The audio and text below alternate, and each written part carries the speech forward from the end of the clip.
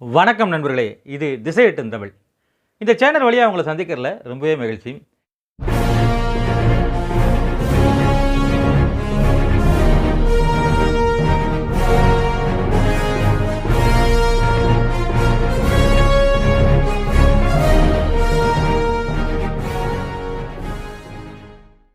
இந்த சேனலில் நம்ம நிறைய எழுத்தாளர்களையும் அவர்களுடைய புத்தகங்களையும் அறிமுகம் செஞ்சுருக்கோம். அது சிறுகதையாக இருக்கலாம், நாவலாக இருக்கலாம், நவீன கவிதையாக இருக்கலாம். இப்படி வேறு வேறு வகைமைகளில் வேறு வேறு எழுத்தாளர்கள் அவருடைய புத்தகங்கள் இதெல்லாம் நம்ம அறிமுகம் செஞ்சு வந்துகிட்டே இருக்கோம். அந்த வகையில் இன்றைக்கி நம்ம பார்க்கக்கூடிய புத்தகம் எழுத்தாளர் யாருன்னா முத்துலிங்கம் ஐயாவுடைய அக்கா அப்படிங்கிற அந்த சிறுகதை தொகுப்பை தான் இன்றைக்கி அறிமுகம் செய்ய போகிறோம். நண்பர்களே, முத்துலிங்கம் அவருடைய பெரும்பாலான ஆக்கங்கள் நற்றிணை பதிப்பத்தின் வழியாக வெளிவந்திருக்கு. இந்த அக்கா சிறுகதை தொகுப்பு கூட நற்றிணை பதிப்பத்தில் வந்திருக்கு. அவருடைய முழு சிறுகதை தொகுப்பு நீங்கள் வாங்கணும் அப்படின்னாலும், அவருடைய கட்டுரை தொகுப்பு முழுசாக வாங்கணும் அப்படின்னாலும் நற்றிணை பதிப்பத்தில் முழுவதுமே வந்திருக்கு. சரி, அக்கா அப்படிங்கிற இந்த ஆக்கம் முத்துலிங்கம் ஐயாவுடைய முதல் சிறுகதை தொகுப்பு அப்படிங்கிற மிக முக்கியமான ஒரு விஷயம். முத்துலிங்கத்தை பற்றி நம்ம நிறைய விஷயங்கள் சொல்லியாச்சு ஏற்கனவே. இந்த சேனல்லையே அவருடைய நாடாற்றவன் அப்படிங்கிற கட்டுரை பற்றி பேசியிருக்கோம். அதே போல் பிள்ளை கடத்தல்காரன் அப்படிங்கிற சிறுகதை தொகுப்பையும் நம்ம அறிமுகப்படுத்தியிருக்கோம். முத்துலிங்கம் ஐயா பற்றி விரிவாகவே பேசியாச்சு. இருந்தாலும் ஒவ்வொரு இடையும் அவரை சொல்லி ஞாபகப்படுத்த வேண்டியிருக்கு நம்ம வாசகர்களுக்கு. முத்துலிங்கம் ஐயா தமிழ் இலக்கிய சூழலில் மிக முக்கியமான இடம் உண்டு. இன்னும் சொல்லப்போனால் ஜெயமோகன், அவருடைய மனைவி எழுத்தாளர் அருண்மொழி நங்கை, இவங்கெல்லாம் ரொம்ப பிரியம் வச்சிருக்கக்கூடிய ஒரு எழுத்தாளர். எனக்கு ரொம்பவே தனிப்பட்ட முறையிலையும் ரொம்ப பிடித்த எழுத்தாளர் அப்படின்னு சொல்லலாம். அவருக்கு இன்னொரு சிறப்பு இருக்குது. என்ன சிறப்பு அப்படின்னா, தமிழ் எழுத்தாளர்களில் நிறைய பேர் வெளிநாடுகளுக்கு போய் அந்த அனுபவத்தை கட்டுரை எழுதியிருக்காங்க. இன்னும் சொல்லப்போனால் ஜானராமன் ஜப்பான் போனதை பற்றி எழுதியிருக்காரு. ஜெயமோகன் கனடா அந்த மாதிரி நாடுகளை போனதை பற்றி கட்டுரை எழுதியிருக்காரு. சிறுகதை எழுதுனது குறைவு. ஆனால் முத்துலிங்கம் ஐயா தொழில் நிமித்தமாக இலங்கை போயிருக்காரு, கனடா போயிருக்காரு, அதே போல் ஆப்பிரிக்கா போயிருக்காரு, பாகிஸ்தான் போயிருக்காரு. அந்தந்த மண் சார்ந்த எழுத்துக்களை சிறுகதையாக கொண்டு வந்தார் அவர் மட்டும்தான். அதே போல் கட்டுரை தொகுப்பு பார்த்திங்கன்னா விரிவான தகவல்கள் நிறைய இருக்கும். அதே போல் சிறுகதையிலும் பார்த்திங்கன்னா நிறைய தகவல்கள், புது புது தகவல்களாக நிறைய இருக்கும். அந்த வகையில் அற்புதமாக இருக்கும். இவருடைய முதல் சிறுகதை தொகுப்பு அப்படிங்கிறது மிக முக்கியமான ஒன்று. இதை முதல் சிறுகதை தொகுப்பு எப்போ வெளிவந்தது அப்படின்னு சொன்னால் ஆச்சரியமாக இருக்கும். 1960களே வெளிவந்துருச்சு. இப்போ 2024 இப்போயும் எழுதிக்கிட்டு இருக்காரு. கிட்டத்தட்ட ஒரு 50 ஆண்டுகளுக்கு மேலாக ஒரு எழுத்தாளர் தமிழ் இலக்கிய சூழலில் சர்வைவல் ஆகிறது ரொம்பவே கஷ்டமான விஷயம். இவர் சிறுகதை எழுதியிருக்காரு, கட்டுரை, நாவல்கள் எழுதியிருக்காரு. அந்த வகையில் முதல் சிறுகதை தொகுப்பு அப்படிங்கிறது முதல் குழந்தை மாதிரி. இவரே ஒரு பேட்டியில் சொல்லியிருக்காரு, உங்களுடைய சொந்த படைப்பு அப்படின்னா எதை சொல்வீங்க அப்படின்னா, இவர் சொல்கிறாரு, சொந்த படைப்புனா எல்லாம் தான், இருந்தாலும் அக்காங்கிற சிறுகதை தொகுப்பை நான் சொல்லுவேன். ஏன் அப்படின்னா அது முதல் சிறுகதை தொகுப்பு அப்படிங்கிறாரு. எல்லாருக்குமே முதல் சிறுகதை தொகுப்பு அப்படிங்கிறது மிக முக்கியமான ஒன்று. இதில் ஒரு 11 சிறுகதைகள் இருக்குது. இந்த 11 சிறுகதைகளுடைய லேண்ட்மார்க் அப்படின்னு பார்த்தீங்கன்னா அவருடைய பிறந்த ஊரான கொக்குவில். பெரும்பாலான சிறுகதைகள் கொக்குவில் மைய பற்றியே இருக்குது அப்படின்னு சொல்லலாம். இந்த 11 சிறுகதைகளில் ஒரு சிறுகதையான இருப்பிடம் அப்படிங்கிற சிறுகதை தான் இன்றைக்கி பார்க்க போகிறோம். சரி, இந்த இருப்பிடம் அப்படிங்கிற கதை எப்படி ஆரம்பிக்குது? ஓலையை வெட்டுறதும் கத்தி தானா, ஓவரிசையை சொல்லுவதும் புத்தி தானா, கத்தரிக்காய் வெட்டுறதும் கத்தி தானா, கங்காணியார் சொல்லுவதும் புத்தி தானா, புடலங்காய் வெட்டுறதும் கத்தி தானா அப்படின்னு வைரவநாதன் பாட்டு படிச்சுட்டே இருக்கான். அவங்க அம்மா செல்லம்மா கீழேருந்து கத்துறா, என்ன போனே கீழே இறங்கி வாடா அப்படின்னு கத்துறா. கீழே அவன் சாப்பிட்டுட்டு பிணைஞ்சு வைத்த சோறு அப்படியே இருக்குது. இந்த வைரவநாதன் யார், இந்த செல்லம்மா யாருன்னு கேட்டால், வைரவநாதன் வயசு 18 இருக்கும். ஆனாலும் அவனுடைய மன வயது அப்படின்னு பார்த்தீங்கன்னா 10 வயசுக்குள்ளே அந்த மன வயதாக இருக்குது. கொஞ்சம் மனப்பிறழ்வு கொண்டவன், நம்ம பைத்தியம் சொல்கிறோம் இல்லையா, அந்த மாதிரி மனப்பிறழ்வு கொண்டவன். அதனால் அவன் ஒரு உரல் மேலே ஏறி நின்றுக்கிட்டு இந்த மாதிரி தனக்கு வாயில் வந்த வார்த்தையை புறம் போட்டு ஒரு பாட்டாக படிச்சுக்கிட்டு இருக்கான். அவங்க அம்மா கத்துது, இங்கே இறங்கி வாடா மோனே, இறங்கி வாடா மோனேன்னு கத்துது. அவன் என்ன செய்கிறான், அண்ணா பார்த்துக்கிட்டே இருக்கான், கத்திக்கிட்டே இருந்து பாட்டு படிச்சுட்டே இருக்கான். இந்த கதையை சொல்கிறது யார் அப்படின்னா, அவனுக்கு சொல்லிக் கொடுத்த வாத்தியார், அவன் பள்ளிக்கூடத்தில் படித்தான் இல்லையா, அந்த ஆசிரியர் சொல்கிற மாதிரி இந்த கதை வருது. அவன் என்ன செய்கிறான்னா பாட்டு படிச்சுட்டே இருக்கான். அவனுடைய மன வயது நான் சொன்னேன் 10 வயதுக்குள்ளே தான் இருக்கும். அவனுக்கு என்னன்னே தெரியாது. ஊரெல்லாம் அப்படியே பேசுகிறாங்க. ஆனால் அவங்க அம்மாவுக்கு அதை நம்பவே இல்லை. என்ன இருந்தாலும் பெற்ற தாய் இல்லையா. அவங்க அம்மா என்ன செய்யுதுன்னா, இங்கே வாடா மகனே சாப்பிட்றான்னு கூப்பிடுது. மறுபடியும் கத்த ஆரம்பிச்சிட்டான். என்ன அப்படின்னா, கத்திரிக்காய் வெட்டுறதும் கத்தி தானா இப்படி சொல்லிக்கிட்டே இருக்கும்போது அவங்க அம்மா இங்கே வான்னு கூப்பிடுது. அவன் மறுபடியும் என்ன செய்கிறான்னா வாயை ஆன்னு நீட்டுறான். அவங்க அம்மா சாதத்தை பிணைஞ்சு வாயில் ஊட்டினோடனே சாப்பிட்டுக்கிட்டு இருக்கான். அவனை எல்லாருமே கொஞ்சம் மனப்பரவு கொண்டவன் வித்தியாசமாக பார்க்குறாங்க. ஆனால் அவங்க அம்மாவுக்கு ஏற்றுக்கவே முடியலை. என் பிள்ளை அப்படி கிடையாது அப்படின்னு சொல்லிக்கிட்டு இருக்கு. இந்த பையன் என்ன செய்றாங்கன்னா, ஆரம்பத்தில இப்படியே இருந்தோடனே எல்லாரும் அவனை பரிகசிக்கிறாங்க. சரி அப்படின்னு சொல்லிட்டு அவங்க அம்மா முதல்ல பள்ளிக்கூடத்துக்கு அனுப்புறாங்க. பள்ளிக்கூடத்துக்கு போனா அங்கேயும் என்ன செய்றான் அப்படின்னா, ஒரு 4 வகுப்பு மட்டும் தான் தொடர்ச்சியா படிச்சிருப்பான். அதுக்கடுத்து அவனுக்கு படிப்பே ஏறல. படிப்பே ஏறலன்னு சொன்னோனே அவன் மறுபடியும் என்ன செஞ்சுட்டான், அண்ணா உட்காரு வாத்தியாரு, குந்தி வாத்தியார், தந்தி வாத்தியார் அப்படின்னு சொல்லிட்டு பேசிட்டு திரும்பி வீட்டுக்கு ஓடியாந்துடுறான்.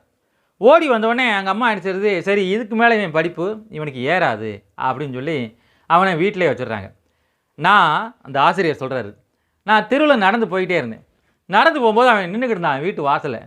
நின்றுக்கிட்டு இருந்தோடனே ட்ரெஸ்ஸே போடாமல் நிற்கிறான். ட்ரெஸ்ஸே போடாமல் நின்ன உடனே அவன் சொல்கிறான், ஏட்டி செல்லம்மா சீக்கிரம் வா இங்கே வந்து ஒரு துண்டு எடு, வேட்டி எடு அப்படிங்கிறான். இவர் பார்த்துட்டே இருக்காரு. அவன் சொல்கிறான், சீக்கிரம் வாட்டி அடி மூதேவி செல்லம்மா சீக்கிரம் வந்து வேட்டியை கொண்டா, நான் இடுப்பில் மறைக்கணும்ல, கூச்சமாக இருக்கும்ல அப்படிங்கிறான். இவர் சொல்கிறார், ஆசிரியர் சொல்கிறாரு, என்ன இருந்தாலும் அவனுக்கு வந்து கூச்சமாக இருக்குங்கிற ஒரு உணர்வு வந்து அவனுக்கு இருந்துகிட்டே இருக்குது. அவனுக்கு சில வித்தியாசமான குணங்கள், ஒரு நல்ல விஷயங்கள் அவனுக்கு இருந்துகிட்டே இருக்குது அப்படிங்கிறாரு. அவன் சொல்கிறான், ஏட்டி கொண்டா சீக்கிரம் கொண்டா வாத்தியார் போகிறாருல்லோ அப்படின்னு சொல்லிட்டு அவங்க ஊர் பாஷை பேசுகிறான். அதுக்கடுத்து கேட்குறான், பான் மணி அடிச்சாச்சோ அப்படிங்கிறான். அதாவது சாப்பாட்டு பில்லு அடிச்சாச்சா அப்படின்னு கேட்குறான். ஓம் அப்படிங்கிறாரு இவர் வந்து. சரி அப்படின்னு சொல்லிட்டு அவன் என்ன செய்றான்னா விறுவிறுன்னு வேட்டி எடுத்து இடுப்பில் கட்டிக்கிறான். இவர் பார்த்து போய்கிட்டே இருக்காரு. அவன் உலகத்தில் வந்து அவங்க அம்மா, சாப்பாடு, இந்த 2 உலகம் தான். பூமி, அம்மா, சாப்பாடு. இதை தவிர அவனுக்கு வேறொரு உலகம் இருக்கிறதாவே அவனுக்கு பெருசாகவே தெரியலை. நான் பார்த்துக்கிட்டு போயிட்டே இருந்தேன். அவன் என்ன தான் சொன்னாலும் அவனுக்குள்ள சில நல்ல குணங்கள் இருக்கத்தான் செய்யுது. சில விஷயங்கள் வந்து குறிப்பிட்டு இருந்தாலும் பல விஷயங்கள் அவனுக்கு நல்லாவே தெரிய ஆரம்பிக்குது அப்படின்னு சொல்லிட்டு அவனை பார்த்துக்கிட்டு போயிட்டே இருக்காரு. போயிட்டே இருந்தபோது அவர் சொல்கிறாரு, இவனுக்கு ஊரில் திருவிழான்னு ஒன்று வந்துட்டா போதும், அவன் சந்தோஷம் தாங்க முடியாது. ஊரே வந்து ரொம்ப சந்தோஷமாக இருக்கும். இந்த வைரவநாதனுக்கு அதை விட சந்தோஷமாக இருக்கும். ஏன் சந்தோஷமாக இருக்கும் அப்படின்னா, ஊரில் திருவிழா வந்தால் அந்த அம்மனை நினச்சிவாங்க அப்படின்னா அந்த தேர் வடத்தில் மேலே ஏறி வச்சு கூட்டு போவாங்க. இவனுக்கு ஊரில் எல்லாரும் கேலி பண்ணால் கூட எல்லாரும் சொல்கிற வேலையும் விறுவிறுன்னு கவனிப்பான். அவனை கூப்பிட்டு, டே வைரவநாதன் இங்கே வாடா அப்படின்னு சொல்லி இந்த வெத்தலை கொட்டை வந்து எடுத்து வைடா அப்படின்னா போதும். வெத்தலை கட்டை வந்து வரிசைக்கு அடுக்கி வச்சு வரிசைக்காக சொன்ன வேலை பூரா செஞ்சுக்கிட்டே இருப்பான். ஊரில் யார் என்ன வேலை சொன்னாலும் கேட்பான். அவனுக்கு மூளையோட அடுக்கல் இந்த மாதிரி விஷயங்கள்லாம் நல்லாவே தெரியுது. அப்படிப்பட்ட அவனுக்கு ஊரில் திருவிழான்னு வந்துட்டால் போதும், ரொம்ப சந்தோஷமாக இருக்கும். ஊரில் அன்றைக்கி புது வருஷம் பிறந்து அம்மன் வீதி விழா வரக்கூடிய அந்த தேர் வரக்கூடிய அந்த திருவிழா, அம்மன் நினச்சிட்டாங்கன்னா அது தேர் மேலே உட்கார வச்சு அந்த தேரை இழுத்துட்டு போகிறாங்க. இவர் பார்க்குறாரு, பார்த்தனா இவன் உட்காந்துருக்கான். அங்கே வந்து என்ன உட்காந்துருக்கான்னா கையில் ஒரு தீப்பந்தம் வச்சுக்கிட்டு வைரவநாதன் உட்காந்துருக்கான். தீப்பந்தம் எரிஞ்சிட்டே இருக்குது. அப்பப்போ கேட்குறான், ரத்தன அண்ணே கொஞ்சம் எண்ணெய் விடுங்கோ அப்படிங்கிறான். அதாவது ரத்தனம் அண்ணே அப்படின்னா ரத்தன அண்ணே கொஞ்சம் எண்ணெய் விடுங்க அப்படிம்பாங்க இல்லையா, அது மாதிரி அவன் சொல்கிறான். ரத்தன அண்ணே கொஞ்சம் எண்ணெய் விடுங்கோ அப்படிங்கிறான். அவங்க எண்ணெய் ஊற்றுறாங்க. கையில் என்ன இடுப்பில் வந்து வேட்டியை கட்டிக்கிட்டு இந்த வயிற்று பக்கத்தில் நல்லா ஒரு சிகப்பு கலர் துண்டை இறுக்கி கட்டிக்கிட்டு நெத்தி நிறைய ஊதியை போட்டுக்கிட்டு சந்தனத்தை போட்டுக்கிட்டு அப்படியே உட்காந்துருக்கான். அந்த ஆசிரியருக்கு பார்த்தா ஆச்சரியமாக இருக்குது. இவன் இந்தந்த வேலைலாம் பண்ணுவானா அப்படின்னு சொல்லிட்டு. அந்த தேர் அங்கிட்டு இங்கிட்டு நகலுது. இவன் மேலே உட்காந்துருக்கான். எங்கே இவன் கீழே விழுந்துருவான்னு சொல்லி இவருக்கு பயமாக இருக்குது. ஆனால் அவன் கம்பீரமாக நின்றுக்கிட்டு தான் இருக்கான். அவன் பாட்டு உட்காந்துருக்கான். அவன் பாட்டு தேர் போய்கிட்டே இருக்குது. இவனுக்கு சந்தோஷம் தாங்க முடியல. இப்படியேப்பட்ட ஒரு மனிதன் வந்து இப்படிலாம் இருப்பானா அப்படிங்கிற அளவுக்கு அவன் உட்காந்துருக்கான். உட்காந்துட்டு எல்லோரும் தேரலுங்கோ தேரலுங்கோ தேரலுங்கோ அப்படிங்கிறான். அது போய்கிட்டே இருக்குது. இவருக்கு ஆச்சரியமாக இருக்குது. ஒரு மூளை வளர்ச்சி குன்றிய ஒரு பையன் வந்து இந்த அளவுக்கு எல்லாரோட சேர்ந்து மிங்கிளாகி வாழ்க்கையில் வாழ முடியுமா அப்படின்னு பார்த்துக்கிட்டே இருக்கார். ஒரு நாள் என்ன ஆகுது அப்படின்னா, அந்த கொக்குவில்ல ஒரு பெரிய கோயில் இருக்குது. மஞ்சவநாத கோயில் அப்படின்னு பேர். மஞ்சவநாத முருகன் கோயில். அப்போ அந்த மஞ்சவனபதி முருகன் கோயிலுடைய பெரிய தேரோட்டம் தான் கொக்குவிலே ரொம்ப பெரிய தேரோட்டம். அந்த தேரோட்டத்தில் என்ன ஆகுது அப்படின்னா, ஜனங்க பயங்கரமாக கூடுறாங்க. ஏற்கனவே அம்மன் கோயில் வந்து சின்ன கோயில், அதனால் தேர் எடுத்து கொண்டே வச்சுட்டாங்க. இந்த மஞ்சவனபதி முருகன் கோயில் வந்து பெரிய கோயில், தேரும் பெருசு. எல்லாரும் உட்காந்துருக்காங்க. தேர் போய்கிட்டு இருக்கு. தேர் மேலே இவனை உட்காந்துருக்கான் வழக்கம் போல். இவர் பார்க்குறாரு. பார்த்தோன்னே அவர் நினச்சிடாருன்னா உட்காந்துக்கிட்டு பார்த்துக்கிட்டே இருக்காரு. அப்படியே வந்துக்கிட்டே இருக்குது தேர் வந்துக்கிட்டு. ஒரு குறிப்பிட்ட இடம் வந்தவுடனே தேரை யாராலும் இழுக்க முடியல. அது உச்சி வெயில் வேறு. தேரை இழுக்கிறாங்க, தேர் நகலவே மாட்டேங்குது. இத்தனைக்கு எல்லோரும் வந்து இது வேறு இருக்காங்க, பத்தியம் வந்து இது இருப்பாங்க இல்லையா, சாப்பிடாமல் இருப்பாங்க இல்லையா.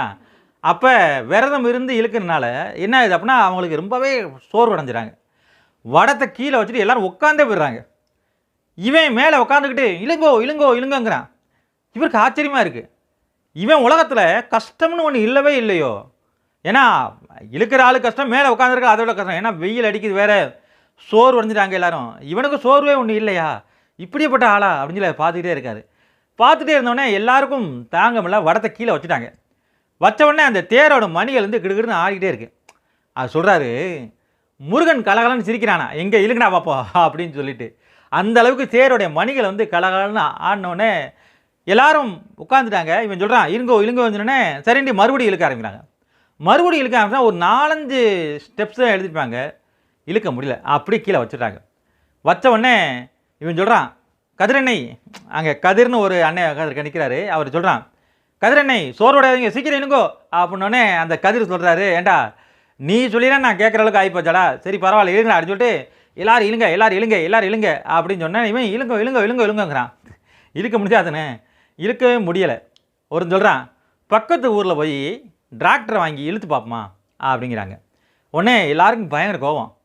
அதாவது முருகனுடைய தேரை வந்து டிராக்டர் வச்சு இழுத்தா அது நம்மளுக்கு தானே அசிங்கம், அது இருக்கவே கூடாது அப்படின்னு சொல்லி எல்லாரும் வெறி கொண்டு நிற்கிறாங்க. ஆனாலும் இழுக்க முடியல. உடனே என்ன ஆகுது அப்படின்னா, அங்கே உள்ள கதிர்காமச்சி அப்படிங்கிற ஒரு வயசான பாட்டி தீப்பந்தம் அந்த நெருப்பை ஏந்திட்டு கத்துறா, நான் முருகன் வந்திருக்கேன்டா, கதிர்காம முருகன் வந்திருக்கேன்டா, எனக்கு வந்து ஒரு ரத்தப்பழி வேணும் அப்படின்னு கத்திக்கிட்டு இருக்கா. ஆனாலும் தேர் சக்கரங்கள் நகலவே இல்லை. கீழே பார்த்தோன்னா ரத்த சகப்போட பூசணியாரை உடச்சிருக்கு, 3 பூசணி உடச்சிருக்கு. இவன் கத்துறான், யார் நம்மால் வைரவநாதன், இழுங்கோ இழுங்கோ இழுங்கன்னு சொன்னோடனே எல்லாரும் விரும்பி இருக்கிறாங்க. இவர் நின்ன வாத்தியாருக்கு ஆச்சரியமாக இருக்குது, இப்படிப்பட்ட ஆளாக இருக்கானே பரவாயில்லையே அப்படின்னு சொல்லிட்டு இழுத்துக்கிட்டே இருக்காங்க. உடனே இவர் நிற்கிறது அவன் பார்த்துட்டான். அவன் பார்த்தோடனே அவன் சொல்கிறான், வாத்தியாரே நீங்களும் கைப்பிடிங்கோ அப்படிங்கிறான். சாரே நீங்களும் கைப்பிடிங்கோ அப்படின்னா இவருக்கு ஆச்சரியம் தாங்க முடியல, இப்படி ஒரு படையாக இருக்கானே நம்மளை பார்த்து அப்படின்னு சொல்லிட்டு இவரும் வேட்டியை மடித்து கட்டிட்டு வாத்தியார் ஒரு வரத்தை பிடிச்சி அவரும் பரப்பரன்னு இழுக்கிறாரு. இழுத்துக்கிட்டு போயிட்டே இருந்தோடனே தேர் கொஞ்சமாக நகலுது. திடீர்னு பார்த்தா எல்லாரும் தேரோட வரத்தை விட்டு செதறி அடித்து ஓடுறாங்க. இவருக்கு என்னென்ன புரியல வாத்தியாருக்கு. அப்புறம் திடுன்னு ஓடி போகிறாரு. எல்லாரும் விட்டுட்டு ஓடி போகிறோன்னே மறுபடியும் எல்லாரும் ஓடி வந்து பார்க்குறாங்க. வந்து பார்த்தா வைரவநாதன் கீழே விழுந்து தரையாக விழுந்து ரத்தம் கொட்டி இவர் வந்து பார்க்குறாரு. இவரால் தாழ முடியல. என்ன ஆச்சு அப்படின்னா, இவர் வந்து பக்கத்தில் வந்து பார்க்குறாரு, இழுங்கோ இழுங்கோ அப்படின்னு சொல்லிட்டு அவனுடைய 2 காலும் உதறி அடித்து கீழே விழுது. கீழே மண் அப்படியே பிடிச்சிருக்கான். பிடிச்சவொடனே இவரால் ஒன்றும் சொல்லவே முடியல. என்ன இது கடவுளே அப்படிங்கிறாரு. அப்படியே நடந்து போயிட்டே இருக்கார். ஒரு கொஞ்ச நேரம் கழித்து அவர் நடந்து போயிட்டே இருக்கார். எல்லாரும் வந்து போய்கிட்டே இருக்காங்க.